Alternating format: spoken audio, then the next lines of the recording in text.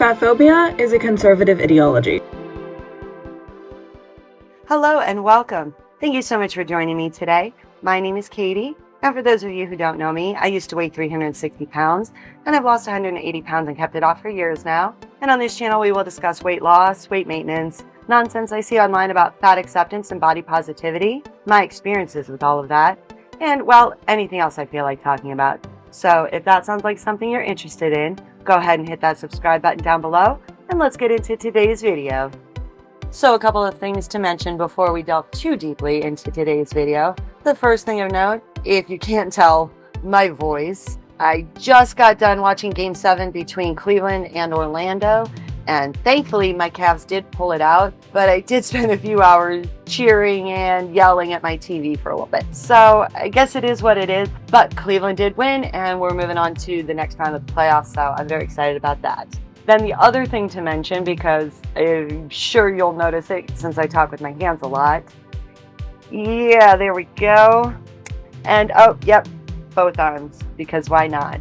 This is actually kinesio tape. It's supportive tape that's going to help keep my joints in place for me. I know in my last video I did mention that I do have hypermobile Ehlers-Danlos syndrome, and then the very next day after I filmed that video, I went outside and did my yard work for the week. And unfortunately, holding the trimmer, the blower, pushing the lawnmower, all of that inflamed all of my tendons right on the top of my forearm. And all of those tendons, of course, control my wrist and my hands. So for a few days this week, I actually had no grip strength at all in my hands. And this has been incredibly helpful to give me a little bit of movement and mobility back while this heals. So as fashionable as it is, there is actual function to this. It's one of the ways that I can help manage my condition while still being able to function throughout my life. So I'm sure you'll probably see this on here a lot. So that being said, I do have a couple of TikToks today from a new friend to the channel. Her name is Abby, or as she goes by on TikTok, More Than Tracy T. And I believe many people will recognize her from this TikTok. My boyfriend's new apartment hates fat people. Oh, it opens from the other side. Oh, can't fit here. Oh, every time you want to go to the fridge. Oh, every time you want to go to the fridge.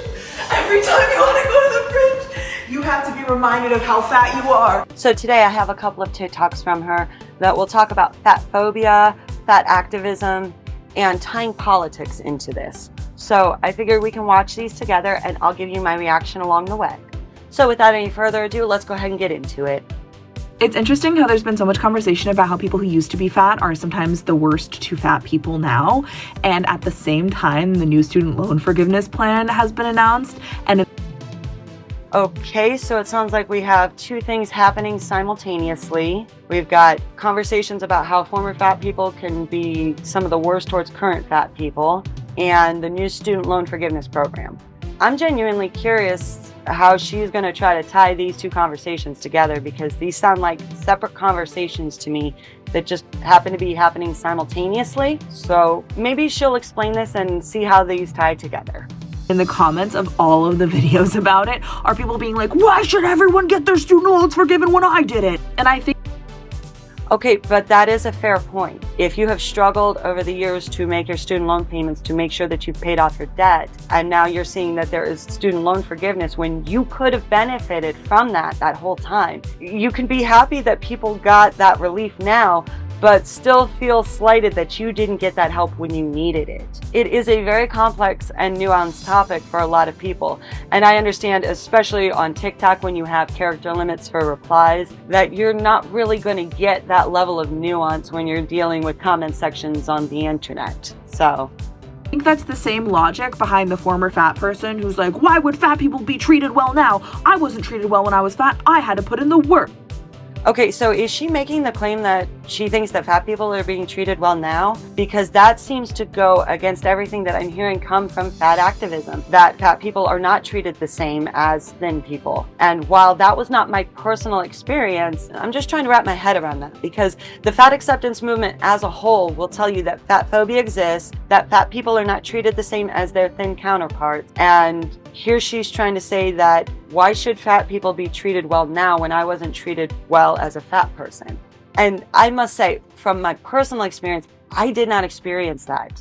I personally have not noticed a massive difference in the way that people treat me, at least the vast majority of people. And some of the differences that I notice now aren't always good. I have to deal with a lot more harassment and misogyny than I ever used to. Dealing with misogyny versus being ignored is a different thing, and I didn't realize that until I experienced both. I thought when I was being ignored at a heavier weight that was just so mean, and how could somebody do that to me? But feeling what it's like when someone doesn't want to take no for an answer and they want to harass you, that's not good either. So look, I can understand that we all are going to have different experiences and perspectives throughout our lives with this. But from my personal experience, that is not at all what I went through. So this notion that why should fat people be treated differently than I was, I never felt like I was treated all that differently. And I must say, I chose to lose weight because of my health, not because of society or how I was being treated, but because how I wished to treat myself. I felt that I was worth that, and so I wanted to make changes in my life. And again, that doesn't mean that every single person is going to feel that way as well. We all are allowed to have different nuanced takes on these things, but she's trying to conflate these two, that they are the same. That the same people who must be upset about student loan debt must be upset about fat people. So maybe she'll explain this further, but so far I'm very confused. It's literally the exact same thing. I just think that it's funny how those two conversations are literally going on at once. Like, I'm scrolling through my feed and I'm seeing them both happen at the same time. Okay, so she says they're literally the same thing, but doesn't explain how they're the same thing, and just says that they happen to be going on in her feed at the same time. I mean, I just mentioned earlier that I was watching Game 7 of the NBA playoffs with the Cavs and Magic. Does that have anything to do with this because it's happening simultaneously? Or is it something that has nothing to do with the other, and she's trying to make a correlation that just doesn't exist? And I think what it says is that people who've paid off their student loans or people who used to be fat are recognizing on some level that they had a wrong done to them. And the fact that they were forced to bootstrap their way into overcoming it, and now they see people who might not have to do that, that makes them really upset. Okay, so as somebody who has both paid off my student loans and is a former fat person, I'll go ahead and give my thoughts on both of these. So the student loan forgiveness program, on a fundamental level, I don't have an issue with student loan forgiveness whatsoever. I believe that tuition costs are out of control. I believe that student loan companies are incredibly predatory, and the system is stacked against students. However, I do have massive issues with the current plan and the way that it's going to be implemented. I believe that the scope is incredibly narrow as to who actually gets relief and who doesn't. And I believe a lot of times they're quoting these figures of the number of millions of Americans who are going to see relief under this program. But a lot of this relief is actually a deferment plan, not actual forgiveness. So, I mean, in the short term, is it going to help people on their month-to-month expenses? Sure, absolutely. But I gotta say, I've seen government deferment plans in action. I worked for almost 3.5 years at a local utility company here. And in my state, there is a deferment plan for those that meet the income requirements, for those that need assistance with their gas or electric bills. And that plan is called PIP, Percentage of Income Payment Plan. So when someone gets set up on that plan, you're assigned a caseworker. That caseworker is going to sit down with your monthly income and determine how much of your monthly income is going to be paid towards your electric bill. So we'll just use nice round numbers to make this easy on everyone. For example, say your electric bill is $100 every single month, and your PIP amount, that percentage of your income that you're paying towards your electric bill each month, say that amount is $50. So you're going to have $50 each month that you are paying towards your electric bill. However, you are still using $100 of that electric every month. That PIP plan, it's a deferment plan. So that $50 each month that is not getting paid gets put into an arrearage account. And each month that you are on that plan, that arrearage account gets higher and higher and higher. What happens when you come off of that program? Say maybe you get a promotion or a new job and now you make just a little too much money for the income guidelines, or they change the income guidelines and you're kicked off the program. You then have a very finite window to change payment plans. You will get kicked off of PIP and then you must apply for PAC, which I must admit, I forget what exactly that stands for, but it goes by PAC, and that was the repayment program they had in my state. You had, in many cases, it was supposed to be 30 days, but by the time people got the actual notice and were able to get an appointment, I saw turnaround as little as 14 days for people to try to sign up for this new program. And if you miss that window of opportunity, your entire balance in that arrearage account came due on your electric bill the following month. I witnessed this firsthand on so many occasions where people got kicked off the program and did not even realize they had been kicked off the program yet. And then the very next month, they would get a bill for $15,000, $20,000. So anytime I hear a government assistance program that is a deferment plan, that's going to raise a lot of red flags for me. That is going to set off all the alarm bells because I saw firsthand how it actually affected the people it was meant to help. Yes, in the short term, it provided that relief, but it did not help anything in the long run. All it did was kick the can down the road and leave these people further in debt that they felt they were never going to get out of. I gotta say, it was so heartbreaking to see, and knowing that my hands were tied on what I was able to do to help them. And I legitimately hated that job because of what I saw go on behind the scenes there. Things exactly like that. Programs that were designed to help people that in the end actually hurt them. That's why I have a big problem with this deferment plan within the student loan program. We don't know how this will actually play out in the end. And is this actually going to help people in the long term? Or is this just kicking the can down the road in the short term? Then some other issues that I also have with this program. It does not fundamentally change any of the predatory practices that are going on behind the scenes that are allowing student loan debt to spiral so far out of control. There are no caps on tuition on public universities, and there's no regulations whatsoever on these student loan companies that are preying on students who have no other option if they're trying to get an education. And one of the biggest issues that I have with this whole student loan forgiveness program, on the individual level, if you are the person receiving relief, I am happy for you. I am so glad that you no longer have that burden. I truly am. But I know that that promissory note didn't get ripped up. We didn't Fargo it into the wood chipper. That promissory note still exists, and it has to be paid off. And the way that it will get paid off is through the government, which means we are all paying that off, which means we are all handing money over to these predatory companies that created this crisis in the first place. They're getting a payoff. They are getting rewarded for this. And that is why I fundamentally have a huge issue with this. And it has nothing to do with the notion that individuals were getting relief that I didn't receive. Although I can understand how people would feel that that is unfair. I personally did not have an issue with that. I have an issue with the notion of how this is being carried out.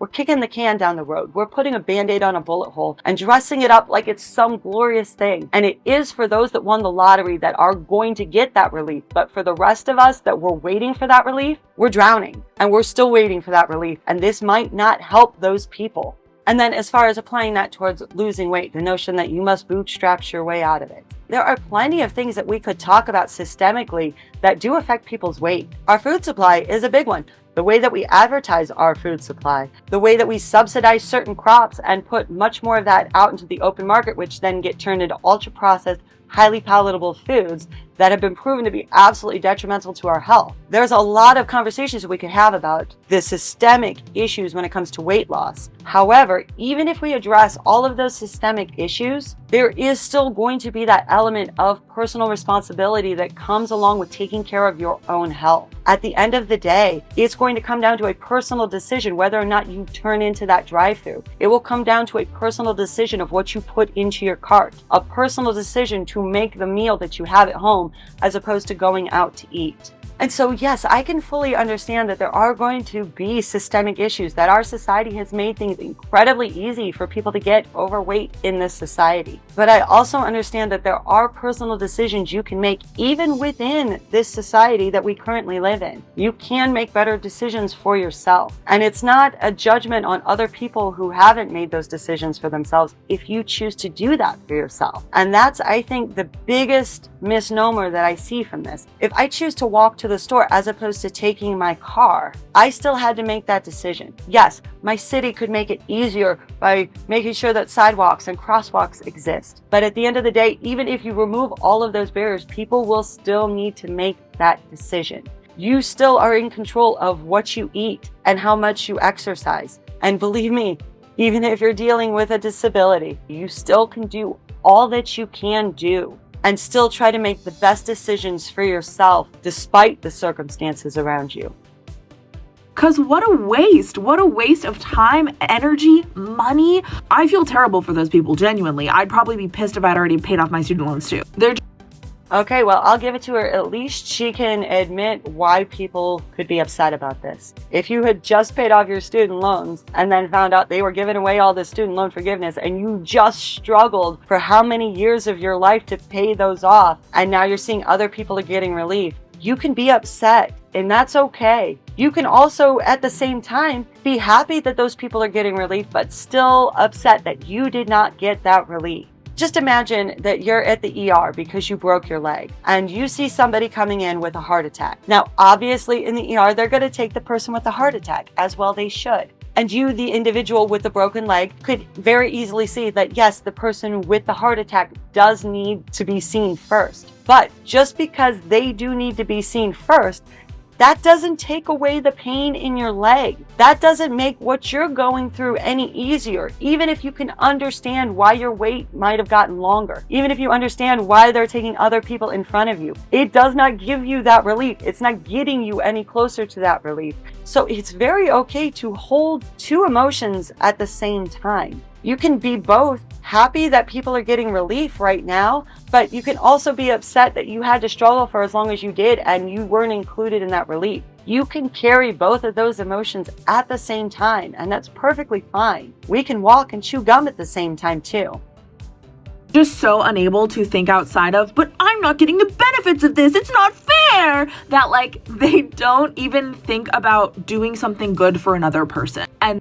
And boy, that literally just kind of proves what I just said. You can feel two things at the same time. You can be happy that people are getting relief now and upset that you didn't get the relief that you needed.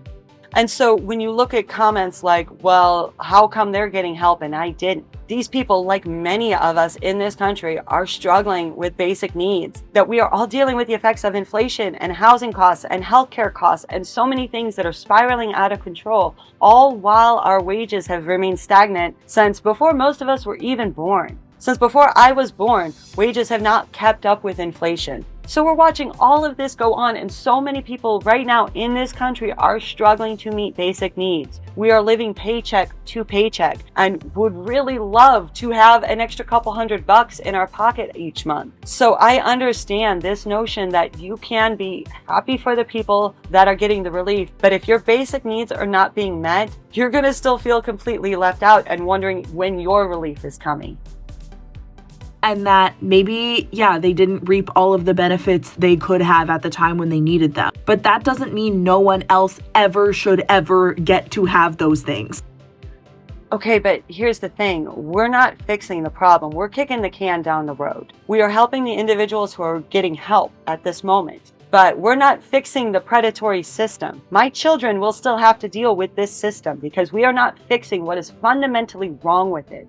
So just speaking for myself, that's the big issue that I have here. And I think that that is a big issue a lot of people are having. That this is very much like the Affordable Care Act. It's not actually fixing the system. It's just making it slightly less shitty for some people.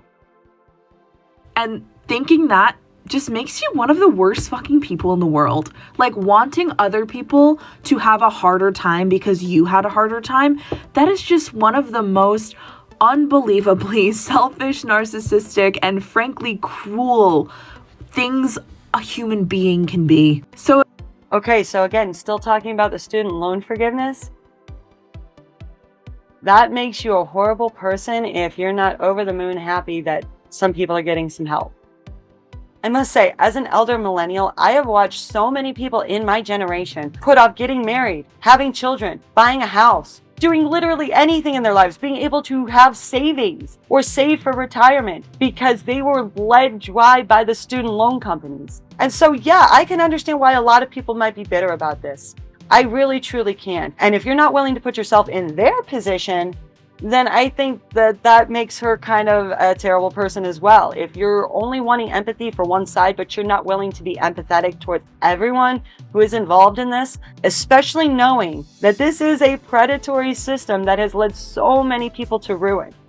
So yeah, a lot of people are going to feel a lot of different ways about this. And it doesn't always mean that people are upset that others are getting help. There's a lot to this.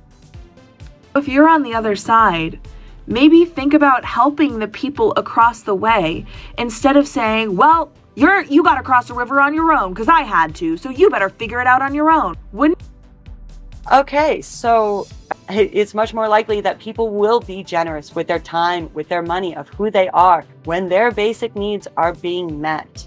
If you want me to help you across that river, my boat better be in great shape. And if my boat's in great shape, I will help you cross that river all day long. But if my boat is taking on water and I'm afraid I'm going to sink myself, I can't allow anyone else in my boat with me. And it's not that I don't want to help people, it's self-preservation. It is survival. And that is where so many of us are at in this country financially right now. We are surviving. We are going paycheck to paycheck and hoping that nothing happens in the meantime, that we don't have an unexpected car repair come up, that our furnace doesn't die, that our kid doesn't have to go to the hospital, that grocery prices aren't going to double yet again. That's where most people are at. And when you're in your boat and taking on water, you're going to have to get all that water out your boat before you can even think about trying to help someone else. And I'm still struggling to see how this is tied into former fat people and how they treat current fat people. So maybe she'll get to that. Let's see. Wouldn't it be so much easier if we helped each other? And like when you were in that situation where you needed the help, where you needed more inclusive sizing, or where you needed student loan forgiveness, you think you wouldn't have jumped at the chance, bitch. You would have. The only reason you are against this policy or these changes is because they are not benefiting you. Okay, so I guess that's how she's going to tie that back in with former fat people. So let's go ahead and take a look at that. So as I've already talked about with the student loan forgiveness, I think I've covered that pretty thoroughly. But yeah, we can have very conflicting viewpoints on these things, and that be okay. And then when she's talking about former fat people or size inclusivity and expanded sizes, I would just like to point out that every single time that body positivity or fat acceptance talks about size inclusivity, they are only ever talking about larger sizing for fat people. They never ever mention anyone else who is excluded from current mainstream sizing. And now I gotta tell you, from my perspective, I know not everyone will view this the same way that I did, but at 360 pounds, I was a size 26-28. That was the largest size that I could find at Old Navy, Target, and Lane Bryant. And those were the 3 stores that I did have available to shop at that size. So knowing that they did not have any sizes larger than that, that was a wake-up call for me, along with so many other things. But that was a wake-up call. And had they had a size 30 or a size 32, I might not have gotten that wake-up call at that size. I might have gotten over 400 pounds before that wake-up call kicked in. And so I'm not saying that we shouldn't have plus sizes so everyone can have that wake-up call. I certainly am not saying that. But I do have a slightly different perspective on that, because that was a tool that ended up helping me in the long run. Not being able to find my size actually motivated me to lose weight. And not because I needed to contort my body to fit the clothing. Believe me, at 5'9", I still cannot do that. But it was just yet another reminder of how difficult life was at 360 pounds. I mean, in addition to being out of breath all the time, being able to not tie my own shoes, all of those things were wake-up calls that helped me to change my life. So I can't really be all that upset at that. I can understand that other people have lots of different feelings towards that. But on a very personal level, I cannot be upset towards that because it did lead to a good outcome for me. So let's go ahead and watch this next TikTok and see if she can go ahead and tie together fat acceptance and politics in any way that is making any sense. Because at this point, I'm not really seeing an actual correlation, more just the notion that these two conversations were happening together at the same time. So let's go ahead and see if she ties this together some way. Fat phobia is a conservative ideology. Think about it. The entire logic is that we can deny you services, we can deny you healthcare, we can bully you in public as much as we want because it's your fault that you didn't bootstrap your way out of that yet. And as soon as... Okay, but what is she defining as fat phobia? Because from fat acceptance themselves, I have heard the following things be labeled as fat phobic.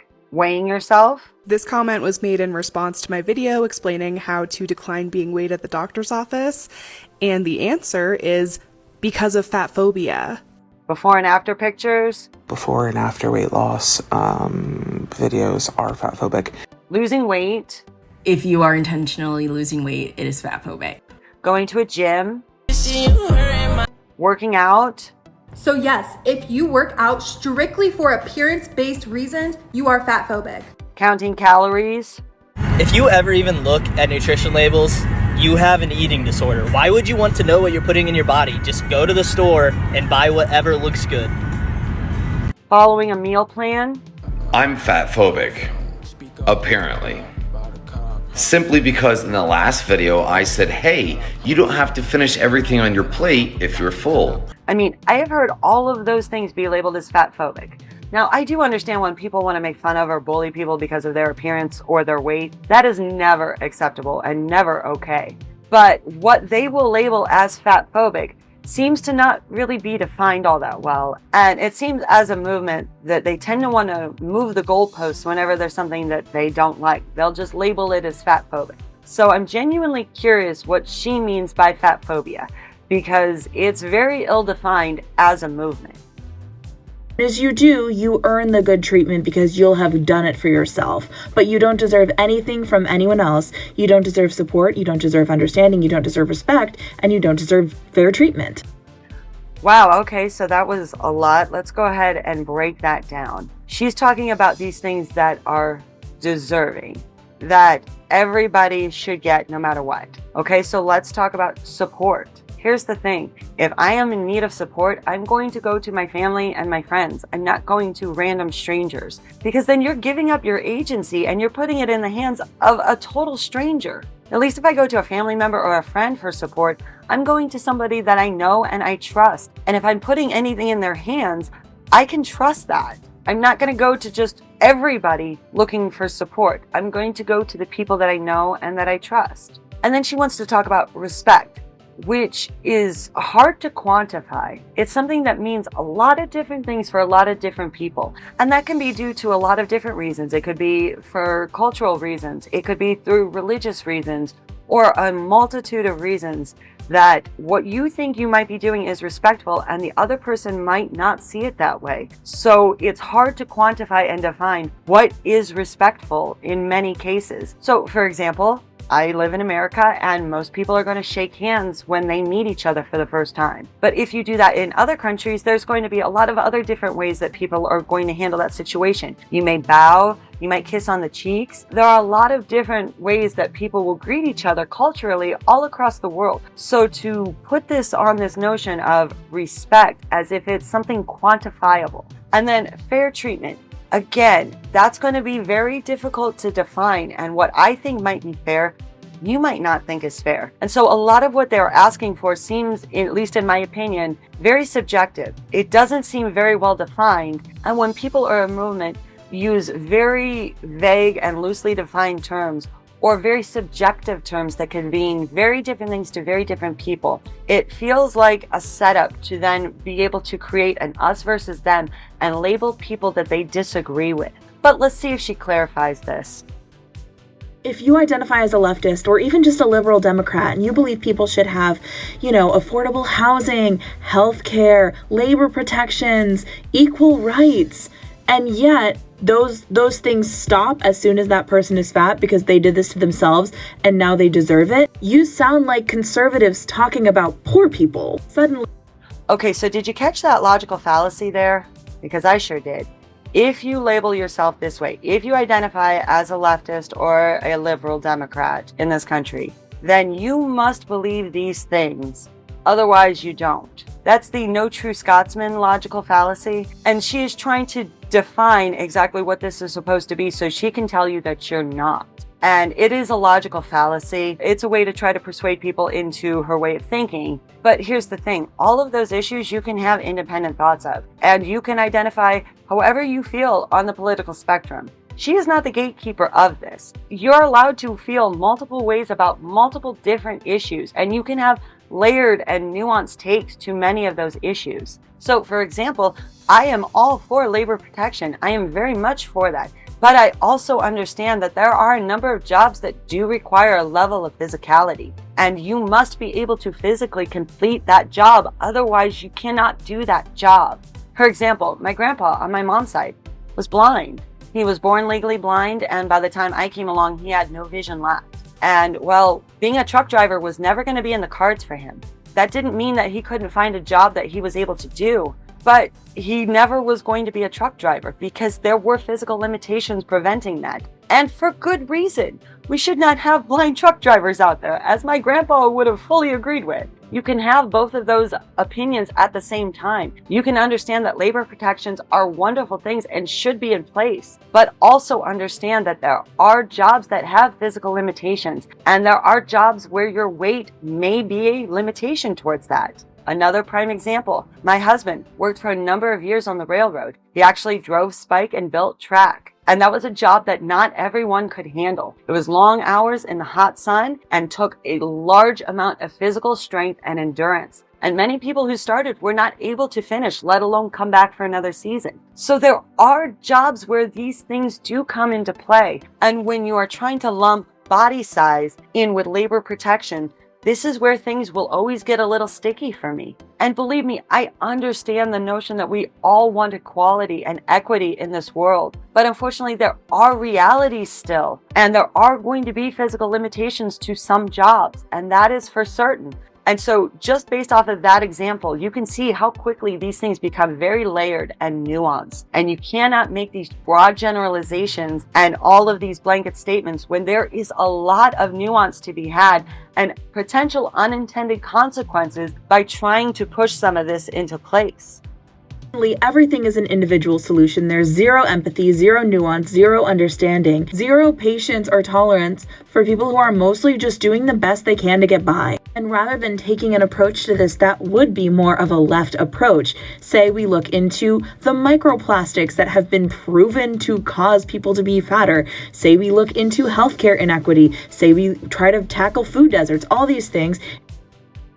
Okay, all those things, but conveniently ignoring the fast food industry, the ultra-processed food supply that we have, conveniently ignoring how most people in this country are far more sedentary than we ever used to be, thanks to cars and desk jobs and a whole multitude of reasons. She ignores those, but we'll go ahead and talk about these systemic issues. And as I addressed earlier in this video, even if you remove every systemic barrier for people to lose weight in this country, it will still be an individual decision. And believe me, removing all of those barriers, I am all for. I really, truly do believe that there is a lot of layers to this. But the one variable that we can't change is the individual. And so it will take the individual to come to that decision and that conclusion on their own. Even if we make things easier, even if we make things better, they will still have to make that decision. And if you want a perfect example for that, look at no further than smoking. We have put a lot of barriers in place to that. We have made it to where you cannot smoke indoors any longer. You can't smoke even in most stadiums, and you have to go all the way out of the stadium now. You can't smoke at concerts, bars, all these places that I remember as a kid were totally filled with smoke. And then they've gone ahead and added a lot of taxes on top of it to try to make it out of reach for a lot of people, to make it a harder financial burden. They have put a lot of roadblocks in place, and yet people still have the individual decision whether or not they wish to smoke. And so yes, we have, by putting those measures in place, reduced a lot of smoking as a country, but there are still smokers in this country. It is still going to come then down to the individual and their decisions and their choices. And I don't know, the way that she's talking about that, this is the one thing that popped into my head. And this did not come from anyone on the right wing, definitely not a conservative for his day and age by any stretch of the imagination. But I certainly remember the quote that JFK said, "Ask not what your country can do for you, but what you can do for your country." Because he was drawing on the notion that we have communal responsibility, not just individual responsibility, but communal responsibility. And it starts with the individual. And if the individual comes together and can then help the community, then we can see great changes. But you have to be willing to do that help. And that is certainly not a conservative ideology, unless she is trying to now paint JFK as a conservative. Instead of all that, you just say, well, the individual needs to fix themselves first in order to deserve any of those things. Okay, but here's the thing. It's going to take a twofold effort. It really is. There are plenty of things in our society we could be doing to promote a much healthier lifestyle. So right now the system isn't changing. I don't see regulations coming on food companies. that are putting requirements for them to put out healthier food or less processed food. I'm not seeing any of that coming down the pike. I'm not really seeing a whole bunch of infrastructure get put in for pedestrians or bicyclists, at least not in my area. It's getting better, but we still have a long ways to go. And so in that meantime, I'm going to have to try to do all I can within the system that is messed up to try to look out for myself, because the system is not looking out for us. And so when the system is not meeting your needs, you have to figure out a way to meet your own needs. And at this point, this will fall on the person. Until we have a lot of these things solved at a systemic level, things that are making it much more difficult, not impossible, but more difficult. And while you're working in that messed up system, you can still try to make the best individual choices for yourself. It's not an all or nothing game. They don't have to be mutually exclusive.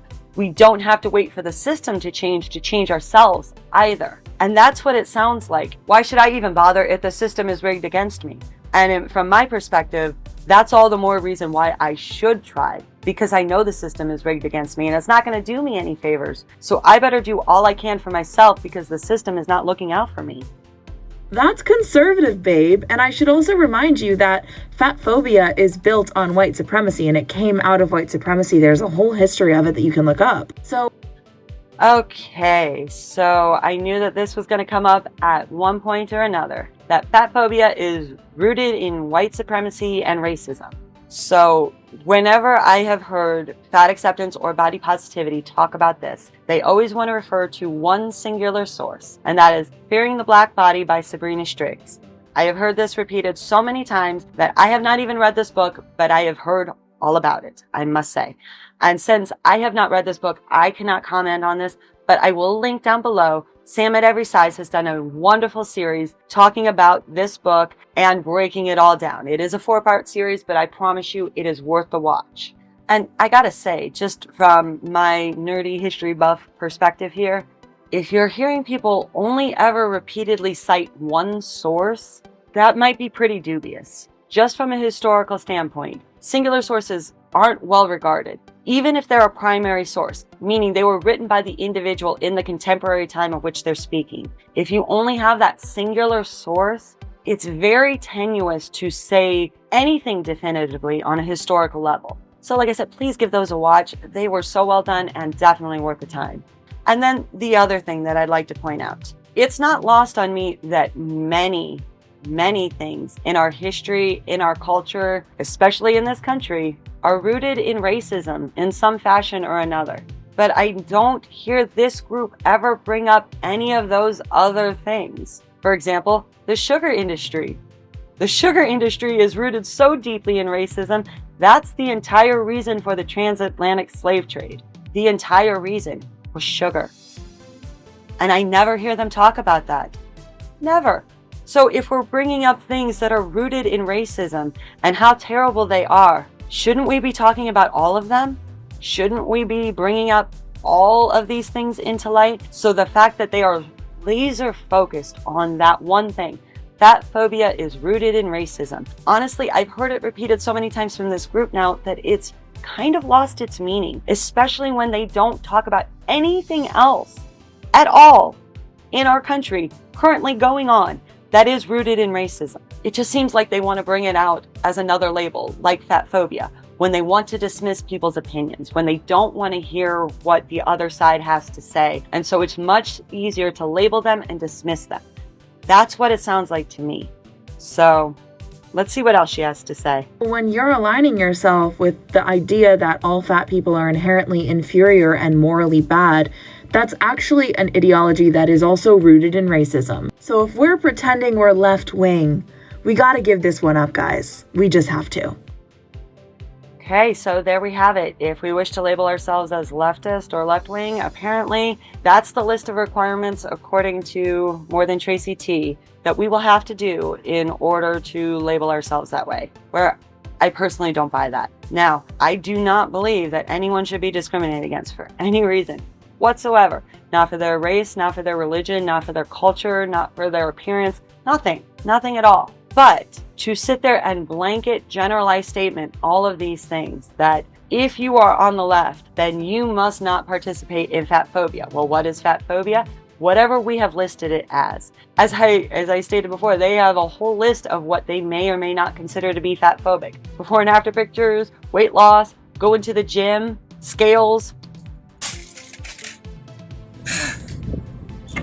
or as we saw at the very beginning, refrigerator doors. Oh! Every time you want to go to the fridge! And every time you go to the fridge, it calls you fat! It makes it harder for you to get to the fridge! That is fat phobia in its purest form. I rest my case. And this is where I have a problem with them bringing politics into all of this. Because it seems what I have seen come out of this movement, they want to label people. They want to put them in a box so they can discard them or accept them. You're either with us or you're fat phobic. And if you're fat phobic, then you are all of these things. And if you're fat phobic, then obviously you don't want anyone to get anything better in life. You don't want them to have student loan forgiveness. You don't want anyone else to have something that you're not getting, because they are conflating all of these issues just because maybe they are conversations that are happening at the same time. But that does not mean that these conversations are actually correlated in any fashion. And then she's trying to tie together weight and weight loss and fat phobia and all of these things with political issues, while she ignores the number one reason why people choose to lose weight: health. So there it is. Apparently the politics of fat acceptance, when in reality all I heard was two different conversations that were going on, just happened to be at the same time, between former fat people losing weight and how they treat current fat people, and the politics behind the student loan forgiveness. Those conversations just happen to be going on at the same time. But then she goes and tries to tie them together. And then she tries to take it a step further and then try to tie in this notion that whatever this group has labeled as fat phobia can now also be tied to conservatism, and will also be tied to racism and a whole bunch of other things. When in reality, I am not seeing these connections she's trying to make. I'm simply seeing a bunch of different conversations that are happening, and she's trying to make that connection. We are all very complex and nuanced humans, and we can feel lots of different ways about lots of different things. Most people are not one or the other. There's a lot of common ground in the middle, and trying to divide us even further by, well, if you believe this, that's conservative ideology. When if you're a true leftist, then you must believe that. And none of this is going to get us anywhere if we're not going to handle systemic problems, but also understand our individual responsibility that leads to collective responsibility. We're never going to get anywhere if we just keep dividing ourselves further and further. And that is where we will leave things today. I thank you so much for joining me. Please be sure to like, share, comment, and subscribe. And I will catch you all in the next one. Bye. I know what you were waiting for. You were sticking around for Pokey. I can't say I blame you. Bye.